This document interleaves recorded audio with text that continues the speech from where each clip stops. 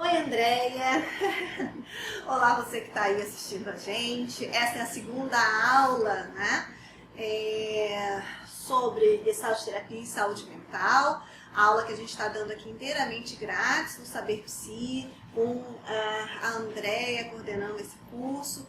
E essa segunda aula, antes da gente falar sobre existencialismo, a gente pensou que seria interessante falar um pouquinho, conversar um pouquinho sobre a aula anterior. Sim. Né? Então, Andréia, o que você pode, para quem, só para recordar quem está assistindo a gente, o que foi falado na aula anterior? Então, eu acho que o mais importante, né, para a gente poder ir fazendo essa construção de diálogo com a Gestalt, né, é poder pensar o método fenomenológico, né, que é quando você, no caso, por exemplo, que eu até dei o exemplo da questão da doença mental, você coloca entre parênteses para ver o ser que está ali, né, você sai do senso comum, né, para poder ver o que aparece. Sim, sim. E uma coisa que eu achei interessante na outra aula é que você fala sobre a história da loucura.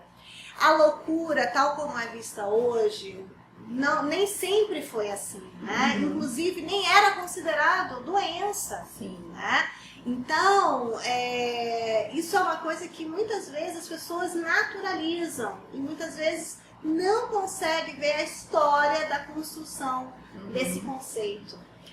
E aí eu fiquei pensando também, que eu acho que é até uma coisa que a gente pode recomendar aos alunos, para assistirem ao documentário Nise, o Coração da Loucura. Eu acho que é muito bom. Né? Sim.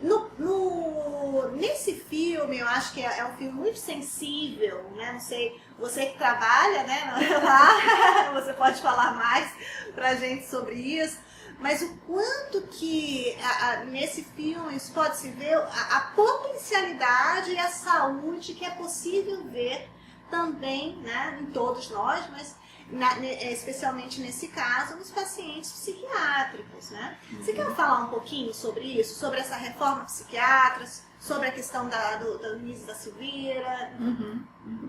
Então, assim, eu acho que a recomendação do filme é brilhante, importantíssima, porque eu acho que o filme nos ajuda. A gente vai falar em algum momento brevemente sobre essa construção da loucura como doença mental, e eu acho que o filme da Nise vai retratar bem, né, o que significa as práticas com um determinado entendimento, as práticas de cuidado com um determinado entendimento, como a reforma também vai propor, práticas de cuidado com outro entendimento.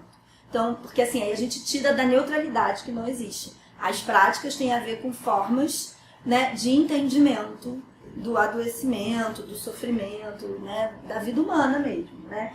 Quando a gente eu acho que quando a gente fala de Gestalt terapia, por exemplo, a gente está falando de uma visão de ser no mundo, né? Não é só uma prática muito descolada e legal que faz experimento. Então, eu acho muito importante isso, né? Uma outra coisa que eu acho muito importante quando você traz a questão da Nise é que, assim, existe o marco que eu estou seguindo, é um marco, né, que é da historiografia do Paulo Amarante, com Loucos pela Vida, né, e alguns outros autores, que marcam a reforma a partir da década de 80 com os movimentos de redemocratização do país. Mas é claro que a gente tem várias experiências anteriores importantíssimas, né, de comunidades terapêuticas e, obviamente, a Nise da Silveira, que a gente realmente não tem como não falar dela se a gente fala de um processo de humanização, inclusive, dos tratamentos, né? E aí a questão né, você estava falando de algo, né, que é de base filosófica. E aí a gente vem falar de um filme, a gente vem falar de Nise da Silveira, né? O que tem a ver, eu acho que vamos tentar fazer um link de qual é a importância da fenomenologia nesse processo, nesse olhar para a doença, a saúde mental, a doença ou a saúde mental, né? Sim, eu acho que o melhor jeito de exemplificar foi o que Basaglia fez, né? Colocar a doença entre parênteses, para poder enxergar o ser como um todo. Não que né? Não é uma briga, então vamos negar a doença. Não, gente, não é nada disso.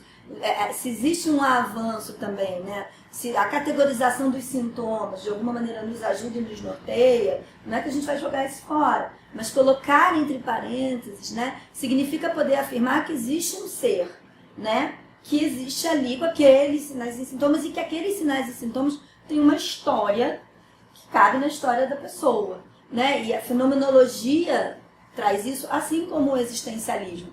E se a gente olhar na prática, a gente vai ver. Você pode ter o diagnóstico lá, F20, esquizofrenia, mas as pessoas não são iguais porque são esquizofrênicas. A forma de lidar de cada um muda. Então o olhar muda quando a gente tem uma visão para descrever o fenômeno. De uma forma de não interpretar, não deduzir, não reduzir esse sintoma, esse F20 à pessoa. Exatamente. Então esse é o primeiro, não é à toa, né, Andréia, que eu acho que você trouxe isso como primeira aula, que é um ponto norteador, é um divisor de águas. É uma forma de olhar para essa clínica que vai fazer toda a diferença, né? Então, quando a gente olha para o fenômeno, quando a gente olha para aquela pessoa, sabendo que ela não é aquela doença e que não vai ter diagnóstico algum que vai poder dar para a gente o significado completo daquela pessoa, a gente está vendo ela como um todo e não mais como...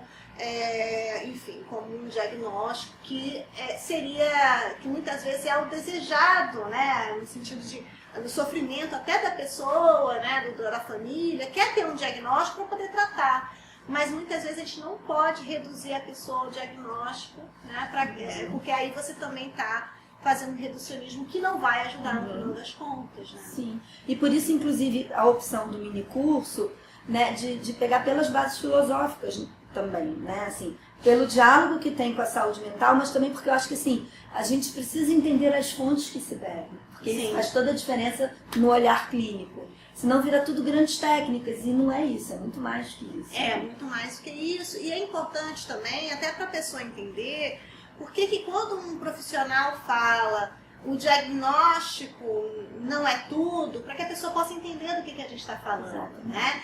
O diagnóstico o Thomas Kuhn, ele vai trazer para a gente que a ciência é uma construção, não é neutra também. Então, todo diagnóstico ele tem um propósito, ele serve para algo, mas ele não é uma realidade absoluta, ele foi uma criação para um determinado fim. Então, nós, enquanto profissionais, é óbvio que a gente precisa diagnosticar, mas a gente não pode se enganar achando que isso é a visão total da realidade. Então, compreender e estudar a fenomenologia é extremamente importante nessa prática. É por isso que você deixou um texto falando sobre a fenomenologia e essas bases filosóficas. Então, a gente recomenda a leitura, né? Com super certeza. importante. Sim, com certeza. Leitura é tudo, gente. Porque também tem isso, você vai decodificar com o seu saber, com a sua experiência, né? E isso é a construção do saber, é troca, é leitura e é a sua construção individual. Exatamente. Adorei fazer aqui um pouco bate-papo. É muito bom mesmo. Mas eu acho que agora eu vou deixar você seguir a sua aula. Porque temos que falar do existencialismo. E existencialismo. Se você quiser, você me chama de volta. Com certeza. Tá bom? Então até daqui a pouco, gente.